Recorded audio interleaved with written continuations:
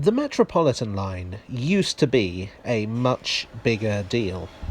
Until it was absorbed into the London Underground, the Metropolitan Railway considered itself a cut above the rest. It wasn't some mere suburban commuter railway, it was a main line. It used to go out to Aylesbury, and they even entertained the idea of reaching Oxford.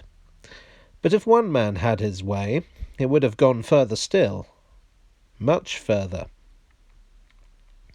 The man in question was Sir Edward Watkin.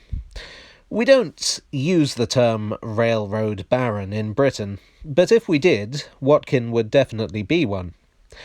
In 1872, he had been appointed chairman of the Metropolitan Railway due to financial irregularities that had resulted in the removal of the previous board of directors.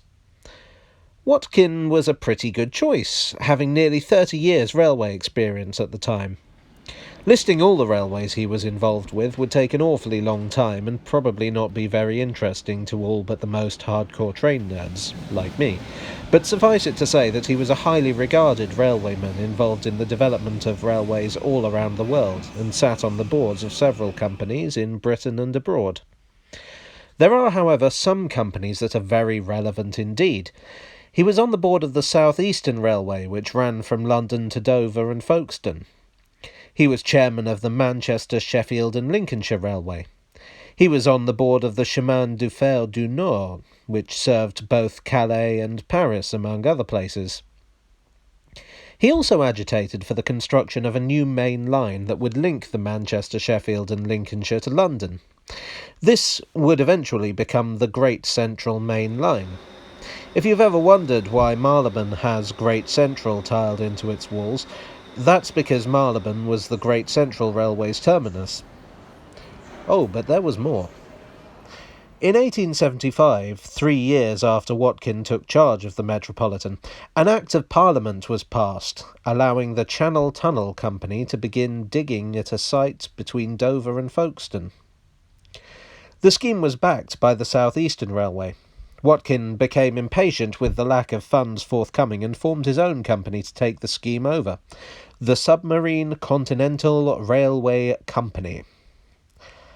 Unfortunately, the scheme was thwarted by politics. The military expressed fears that the tunnel could be used as an invasion route from France, despite Watkin's response that they could just flood the tunnel in such an event. Eventually, in 1898, the High Court forbade any further excavation.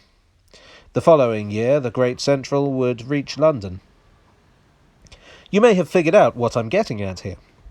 The Great Central Railway ran from Manchester to London. The Metropolitan Railway ran through London. The South Eastern ran from London to Dover. The Submarine Continental Railway would have run from Dover to Calais, and the Chemin de Fer du Nord ran from Calais to Paris. I've probably been pronouncing that wrong all the way through. Oh well. Had all his schemes worked out as planned, Sir Edward could have run trains all the way from Manchester and the industrial cities of the north through to Paris. You could have got a train from Baker Street to the Gare du Nord, or Swiss Cottage to Sheffield.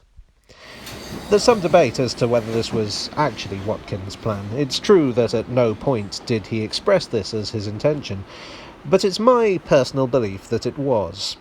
Watkin was a man of ambition and drive, and it's my firm belief that if he thought he could build such a grand railway, he would have done.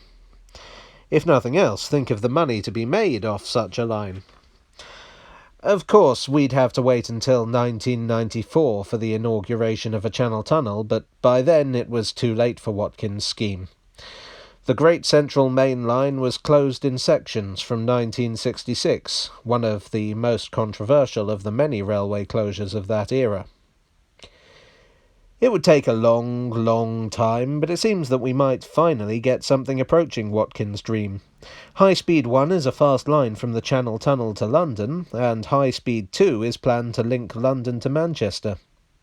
Maybe Watkin was just ahead of his time. Hi all, hope you enjoyed this over-ambitious episode of Tales from the Tube. If you'd like to show your appreciation by liking, sharing, commenting or subscribing, I'd be much obliged. And I'll see you soon for another Tale from the Tube. Cheerio.